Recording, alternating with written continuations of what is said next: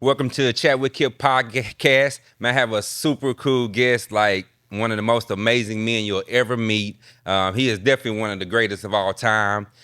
He's been on CW39, HGTV, House Hunters. One of my mentors, even though he's a little bit younger than me, but he's still my big brother. Man, one of the solid business guys you'll ever meet. So with further ado, I want to welcome Derek Boles, aka Broker Boles, from Legacy Home and Properties. Man, there's so much. He got some great information for you. So, welcome to the show. Hey man, I appreciate it, man. That's a great introduction, man. You said one of the greatest. I ain't want to stop I was you, gonna say the greatest, but I can't give you the GO.A.T title just yet. But you definitely one of the greatest. Definitely in Houston area in Texas. Speaking of that, man, I know you have one of the largest, or the largest African American real estate firms in Texas. And man, Texas is the biggest state. So tell me about that and how it happened, and then we'll get into your story. But man, it's just awesome for you to be here. Yeah. So I came into the office, and this is actually when the article came out. That was 2021. But I came in the office, and my assistant was like, "Bose, stop right there." I'm like, "What you mean, stop right there? What's wrong?" She said, "Did you see the article?" I'm like, "What article? What you talking about?"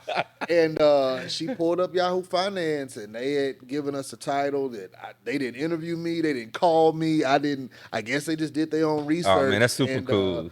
And that was at the height of when business was just really, really super busy. Everybody's rates were super low, and you know this being entitled, there's a lot of people that were coming into the business around that time, and 2021 was really it was a special time, and article came out, and we kind of did a little dance in the office, and maybe had a toast or two, right? Absolutely.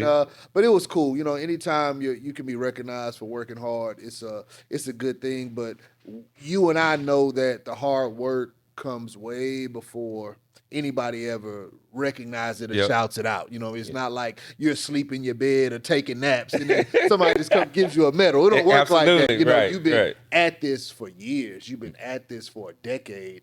And then eventually, somebody says, "Hey, man, you did a good job." He's like, "Dang, I've been doing this so long." It's about time, right? I should get credit for it. I feel on that. It's just a part of my DNA at this point because, our business is important, man. Absolutely. Especially for people that look like you and I. There's a lot of information that people just don't have. There's a lot of, ways that this can benefit you that people just don't know. And it takes good people like you and I to help them along, to help them really get the full benefits of what real estate can do for them. Absolutely. And man, I just want to jump right into it. Like, before we talk about Legacy Homes and Properties, I really want to talk about D Boles, right? Okay. Derek Boles, because when I first did my very, very first episode, I was telling people how hard people from the east side grind, east side of Houston grind. I'm from Baytown, Derek's from North Shore.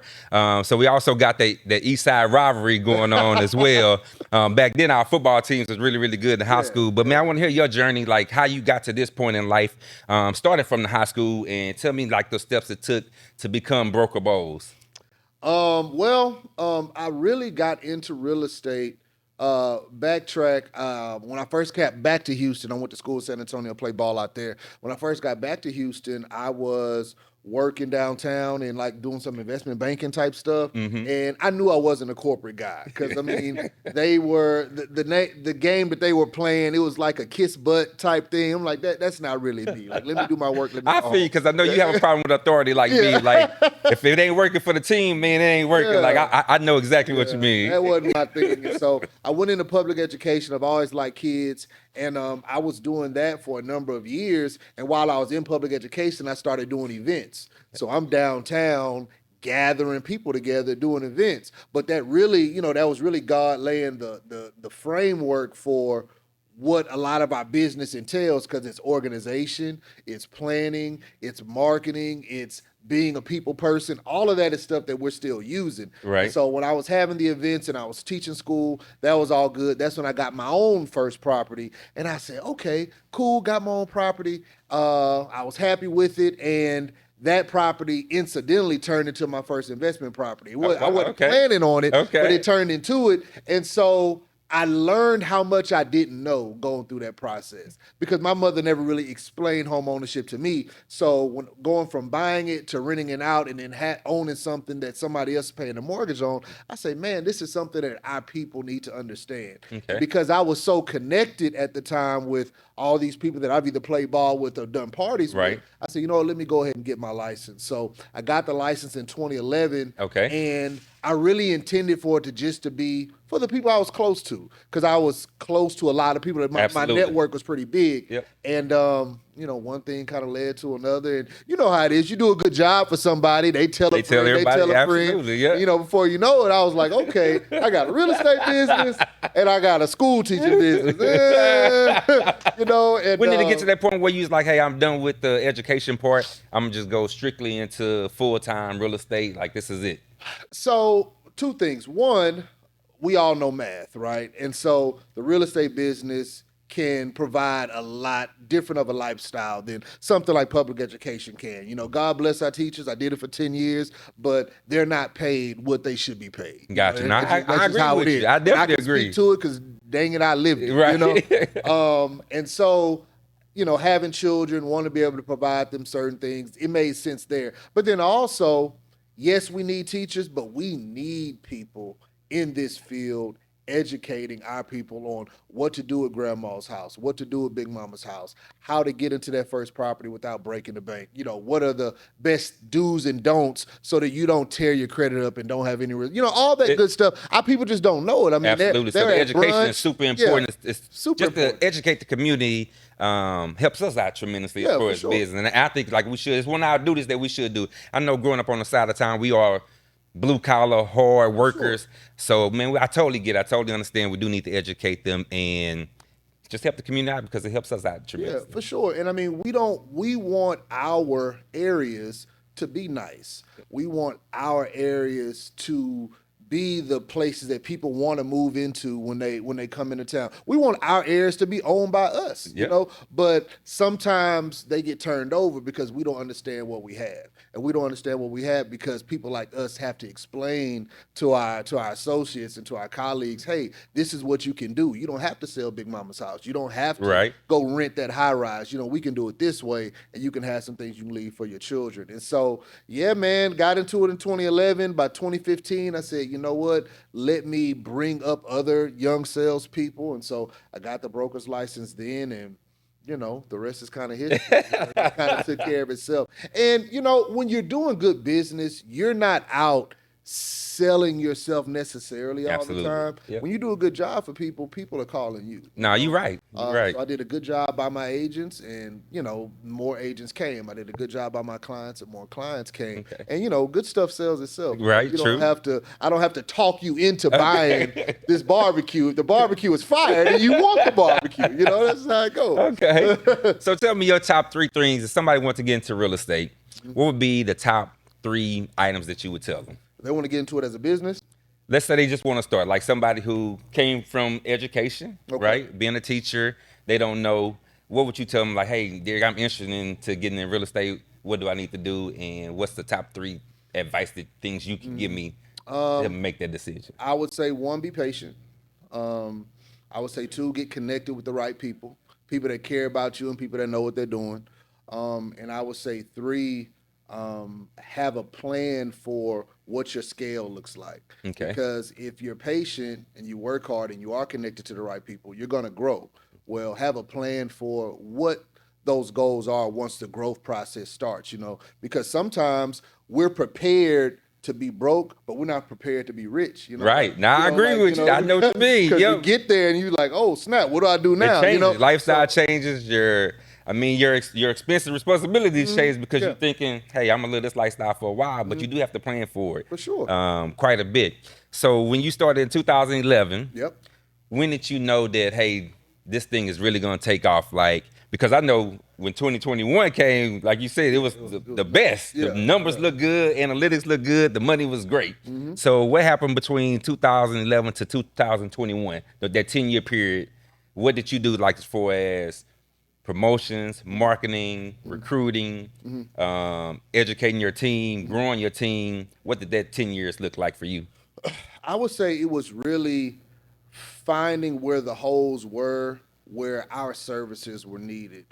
So tapping into those single moms, tapping into those new entrepreneurs, tapping into those people that made good money but were just kind of, they didn't have direction with it, because there's a lot of people that, again, look like you and me, that might drive trucks and make good money, or they might be, work on roofs and make good money, or what Right. have you. And it's like, hey, those are the people that need us the most. Like sometimes our people that don't have resources, they need help as well. But there's a lot of, for instance, if you go to Louis Vuitton, you go to Fendi, you go to Mercedes, people that look like us are buying this stuff. They know how to Quite buy a bit, that. absolutely. Yep, They yep. know how to buy that, but they didn't know how to buy these homes. And so I think I really honed in on tapping into those pockets of people that needed the information, because I don't want to see you make 200 grand and live in this apartment forever. Yep. I don't want to see you make 200 grand and don't have any investment property. I don't want to see you make 200 grand and don't have anything to pass down. Gotcha, And so okay. I was really tapping into those individuals that I knew had the resources, but just didn't have the direction. And it worked out well, during that time. And one thing that I did that a lot of people don't want to do, and I'm going to speak on it, is I have 4 little girls, right? I couldn't jump out and do this business thing and hope that it worked. I didn't really have that luxury, right? Yep. So I kept the job. I kept the job until the business had far reached certain levels before I left the job. A lot of people want to quit that job today. Right. They get that first check, they like, tell my Like, I'm boss, outta here. I'm I'm out. done. You know what I Yeah. mean? And I didn't play it like that. I said, okay, I'm going to keep this job, and that way I didn't have to rush it. I didn't have to press it. I let that growth happen organically because I knew that the bills were already paid, the bills were already covered, and this was all, I let it happen on its own. Because when we're working with clients, we want them to feel as if I'm here for you. Right. Okay, I'm here to help you. If they feel like you're here to help yourself, that's a turn That's a off. turn- You know what I I mean? agree. Especially when you're talking about something like a house. Yep. You know what I mean? Yep. So my clients knew, like, hey, Boles isn't pressuring me. Boles isn't bugging me. Boles is here to help me when I'm ready. And I had that luxury because, the bills are already paid. And I still adopt that same philosophy. But during those 10 years, I was really here as a resource. And I still am. And I think people appreciate it. Gotcha. So you said, okay, I know you kept your job, your full-time job, Kept it- but kept you was it for a making minute. more money. For sure. So what number was that? Like, what number you was like, I got to make 3 times as much as I'm making right now before I just quit this one to really do this one? I think by the time I left education in 2016. So I've been in real estate 5 years. Okay. It was a 3X. It was a Okay. 3X. So like, hey, once I get to 3 times the amount, then I really don't need this anymore. Yeah. Like, it's covered. But I also, and I don't want people to skip over this part, I put up 2 years worth of expenses. Okay. Before leaving, because we never know what's on the other side of that mountain. We never know if times are going to get tough. And so not only was I bringing in 3X, but I had put up 2 years. So even if nothing happened in the business for 2 years, I had put that up. still was already good, had that cushion. Again, 4 little girls, and your children don't care anything about, Right. like, look, they know, Daddy, I want my hair done. Daddy, I need a new backpack, whatever. And so I need to make sure that stuff was going to be situated. And so that's another way I made sure that I was kind of on point. Gotcha. Okay. Man, it's crazy. 4 girls. Like, how was that? Because I know you like a super manly man, alpha male, like football player. Yeah. Like, how did that change your mindset as far as business and lifestyle as well? Man, I think when you have a child of the opposite sex, I think it softens you a little bit, because a man is going to be a little easier on his daughter than he normally is on his son, from what I've seen. And my girls really made me very compassionate. I think they made me very understanding, because we don't see the world the same. And I know that going into it, but I have to have a certain amount of grace to you, it makes sense to wear this hoodie and it's hot outside. Right. To me, it doesn't, To you, it makes sense to be emotional over something small, Don't make sense to me, but I have to give grace and be understanding in that regard. And so I think it helped me with my women clients, because they have some of the similar traits as my daughters do. But I think, right or wrong, as a man, you want to provide for your little girls, even into adulthood. You want to make sure that if you need to, you can have them covered. I think if you have a boy, you're like, look, boy, get out there and do you it. make it Get happen. out there and handle it. Yeah, right. Okay. Now, it definitely makes I sense. think it's just a mindset that I have, with raising them, and it's been beautiful, and hopefully they take care of me whenever my knees and my I'm back sure they give will, out, man. Based on social media, they really, really love their dad. Especially, I think it's the little ones because y'all look just alike. Yeah, like I feel like y'all are like two peas in a pod. But I definitely see everything on social media. Like, man, you showing them great guidance, being a great father, and they reciprocating that by being great daughters and living up to your expectations as well. Because I know your expectations are super high for them. Yeah, for sure. So they got, man, I feel for them. Sure. But they've had a front row seat to this thing start, Right. For instance, Mr. Walmart, I don't know Mr. Walmart, but I would imagine when his children were born, Walmart was already there. So they were just born into this thing just exists, and we are getting to live this experience. Right. Well, my children got to see, well, daddy is a football coach, and now daddy's not. And daddy just opened this company, and now it's growing, and they got to see all of that. And so hopefully there's some nuggets that they picked up from being able to see the transition and see the process. Absolutely. Because they didn't just wake up and we just were All of a living in sudden the it's here. suburbs. You know what I mean? We were living in North Shore. You know what I mean?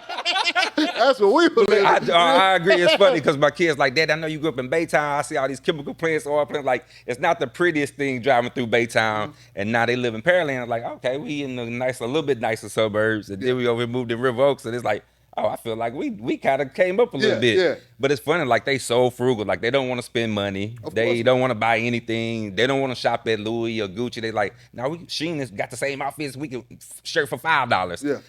But I feel like that's that gratitude. Like, damn, they don't see that all the hard, they see the hard work, but they don't expect like the materialistic things. They know like, hey, we want to grind and have nice things, but we don't have to have name brand things. We just want to have nice things, live comfortable, and be safe. Oh, shoot, man. Oh, man. I don't know. I think I got a mix on the name. You spoiled them a little bit, yeah? Spoiled them a little bit. Well, I know your wife, she's dressing super nice and stuff, so it's a little different. So I'm sure they kind of, look at her and like, hey, we want to save some bomb, guys. So. 100%. So from 2011 to 2021, you grinded. So once you got to that point where you took Legacy to the highest peak, like what happened from 21 to 20 to the present day? Like what's going on? Tell us about the show, like how you got to be on TV, HGTV, the whole specials, Netflix, YouTube, everything. Like tell us about that portion. Like once you got to that pinnacle, how did you keep maintaining the success, keep recruiting agents? Because I want to get into the part because there's gonna be some opportunity for y'all, especially y'all getting y'all real estate license, to work with Broker Boles. And I want him to talk about Legacy and being a agent there and that whole process and the mentoring program. But I really want to kind of highlight just this last little portion from 21 to now, like all the stuff you've been doing, all the social media, all the visibility, all the marketing, all the promotions, like, because we know starting off, it's hard to kind of get there. I know we use word of mouth and build referrals through our great service, and we haven't really, well, honestly, I don't really do social media that much until now. Until I'm looking at your stuff like, damn, Derek doing it, I need to do it. Broker Bo is doing it, I need to do this. So tell me how that happened, and because I know you pretty chill until you get to the point where I need to really, really grind, and then when you grind, it's like. You doing it, like it's over the top kind of grind. So show me that 150% that you be giving all the time.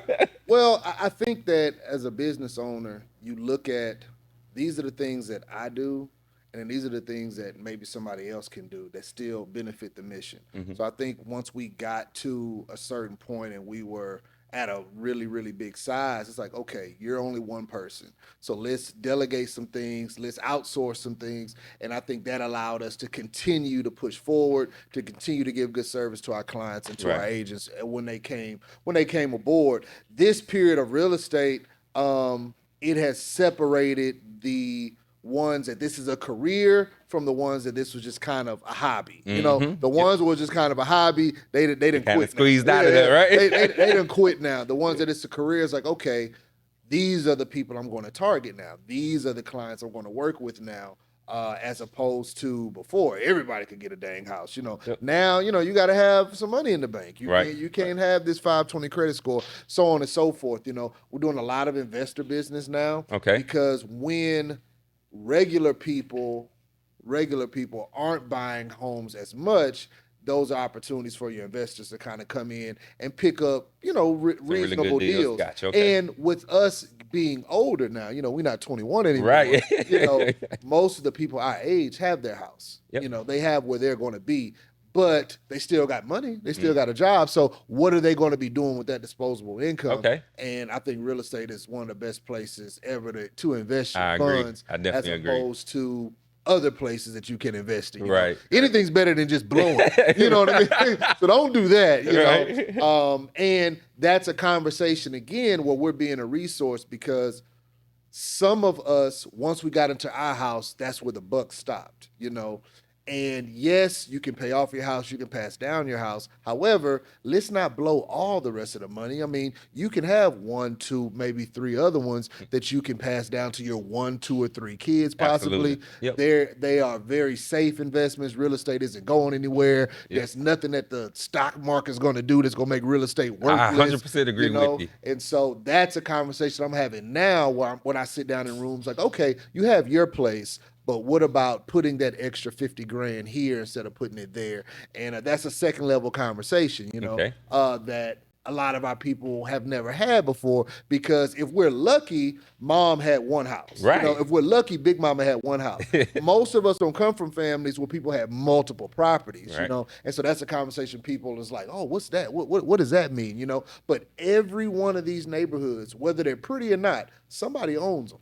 Yep. And it's probably not somebody that lives there. He lives over there, but he owns this because somebody's gonna live there and somebody's gonna pay for it, Right. And then we complain that it doesn't look as nice as it should. Well, the person that owns it, he don't care. As long as you make money. Yeah, as long as the rent getting paid. Exactly. That's it. Yeah. But if we owned it, we would care more so about what it looked like, So these are conversations we're having now, and I think they're very beneficial to individuals that are closer to our age, and that's really kept business going for sure. Okay. So how did the show come about? The TV show? Like, man, hear this story. So I don't want to flex on you. Which one? The first. Let's do it the first. Okay, The first one. Okay. That led to the other ones. Okay.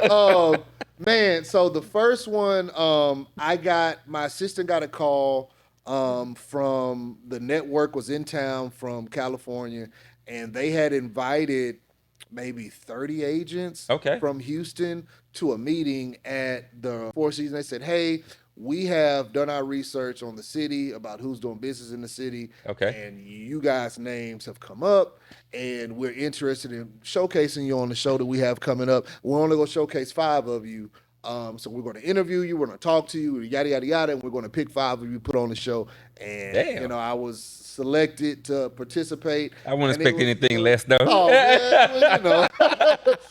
man, it was cool because that was my first time. And it was interesting, hair and makeup, and different locations and all that kind of stuff. So it was interesting, but I was able to help showcase one of the builders that I work with as well. Because anytime I get any kind of recognition, I try to include people that are in my you circle, definitely do. in my Yep, you universe definitely do. as much as I can, because we don't do this stuff by ourselves. Right, right. If it was up to me, I would have my whole staff right here, because we don't do this stuff by ourselves. But I was able to feature them, so I know they got some good publicity. That's super awesome. Yep. And it was fun. Now I'll tell you, man, that TV stuff it's a lot of work. Now, I'm sure it's time consuming, right? It's hours, And I'm like, God, my phone is ringing. Like, I can only I'm missing out on some real money. Being in a movie, But it was awesome, man. The kids really got a kick out of it, and company got some highlight, and clients was like, "Oh man, that's my broker." Absolutely. So that was. So you'll definitely do it again if the opportunity arises. The right opportunity. For the right setup, yes. Because again, my first priority is make sure the family is together and making sure the business runs. The popularity.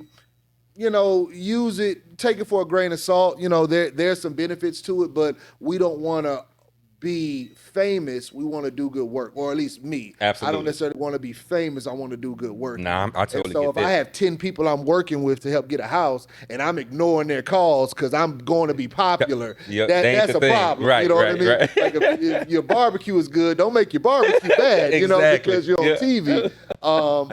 The second time, which was House Hunters, that was really fun.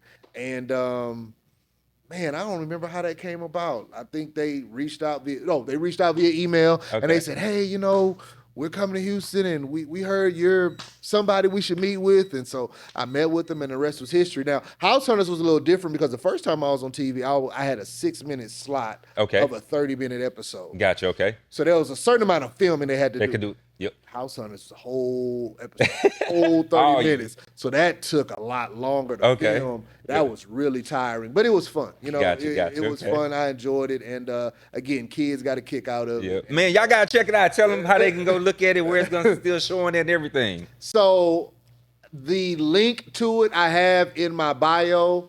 I can send it out to anybody that's interested. Just send me a message at Broker Boles. I can send it out to you for you to check out. We all know House Hunters, they run an episode like every day, like Right. 6-7 episodes a day. So it's a lot of them. I think I'm episode like 1,200. But the link is definitely in the bio, and I can send it out to whomever. And I had a lot of fun. And yeah, and that client is still in her house, so she really was stoked that's about super it cool. because Okay. she's still in her crib. And so Do people be going by a house like Sisters OTV? Like, well, they don't know where it is. Okay, We okay. can't put them out there Okay, like good. that. Okay, House okay. Hunters really protected identities, brands, the house numbers, that kind of stuff.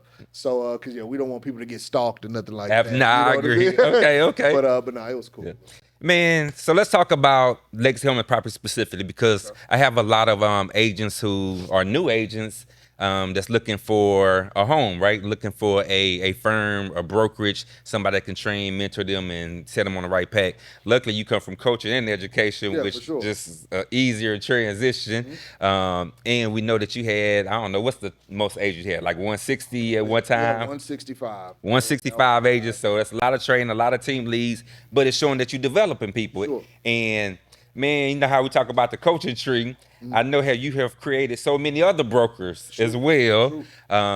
So I mean, let's talk a little bit more about the opportunity of working at Legacy and building the brand as well, and building their own team. So we're gonna step right into it. Tell me like the first steps, like somebody new just out of real estate class, they don't have nobody holding their license yet. How would you tell them what's the benefits of working with Legacy and you and your staff? So I would say at Legacy, we are, not to be cliche, but we work together in more of a family type atmosphere. We are people that come from different ages, different experience levels, different nationalities, different levels of, production, so on and so forth. We're not a group where everybody is this or everybody is that or everybody's 50 plus or everybody's 22 or everybody's brand new or everybody's been doing it 20 years. We're really a mix of different layers and different levels.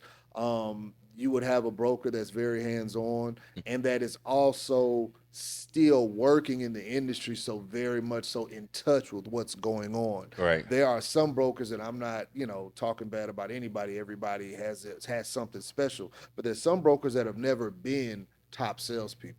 I know you're still a top high producer, so I see the numbers. I'm a numbers guy, so I definitely see it. Yeah. So some brokers that have never been a top salesperson, and then there's some brokers that have been a top salesperson 25 years ago. Well, there's a certain amount of information you can get from that individual because they either haven't done what you're trying to do, Right. or they haven't done it anytime recently what you're trying to do.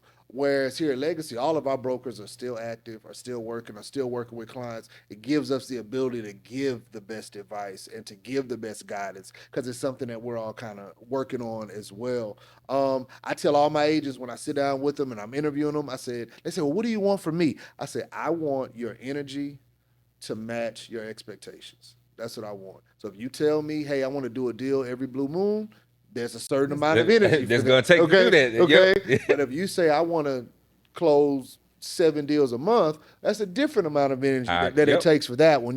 For sure. I'm not here to lie to anyone. I'm not here to sugarcoat anything. it is a process to get yourself to that point where you're closing a deal every week. And it takes a certain amount of energy to do that. Anybody that tells you that you can just sit here and look pretty and get rich, they're lying to you. It's They're not that lying easy, to right? you, you know, and I mean, if that's the case, everybody pretty would just be rich. You know what I'm saying? I consider myself pretty, you know. But no, I mean, we're going to tell you the truth, but you're not going to outwork me.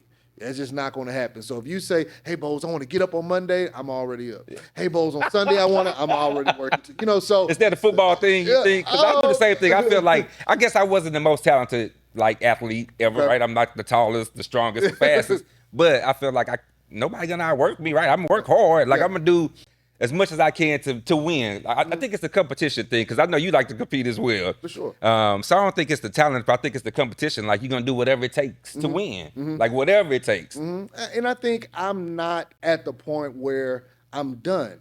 And so if I'm not done, I'm not gonna half-ass do it. I'm a whole-ass do it. You right. You know what I mean? Yeah. And I think that gives the best model for those people that are working with us to see, like, hey, this isn't a thing that you just turn it off. Like we're almost like doctors. We're on call. Like all the when time. The client needs us. Weekends, anytime, vacation. Like I get it. All of that. And do you need some kind of a balance?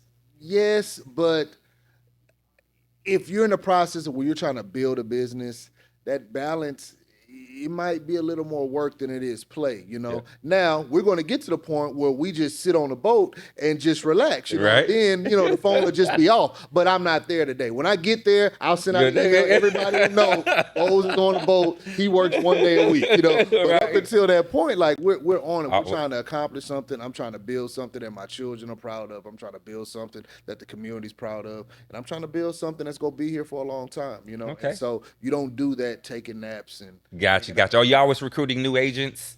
I'm always open to new agents. Okay.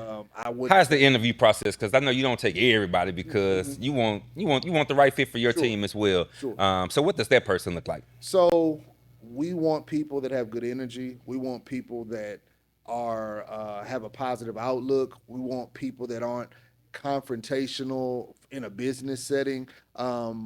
If you come to our interview and the first thing out of your mouth is how much you hate everybody you just got done working with, that's probably not the best energy, you know, because that process served you in some way, and now you're moving on to the next chapter. It doesn't mean that there's anything wrong with them. It's just time for you to move on, and that's how we want you to look at it. And so we want hard workers. We want people that care about their clients, you know. If you come and sit down and interview with us and you just care about your next Fendi bag, your clients are going to feel that, you know, and we're not in the business. We're not selling socks. We're not selling barbecue plates. You know, with us selling real estate, this is something that blesses a family. Absolutely. If done wrong, it can hurt a family too, you know. Yep. And so we want people that are in this business for the right reasons. I think that they'll have a successful career, and that's what we want to work with. Absolutely.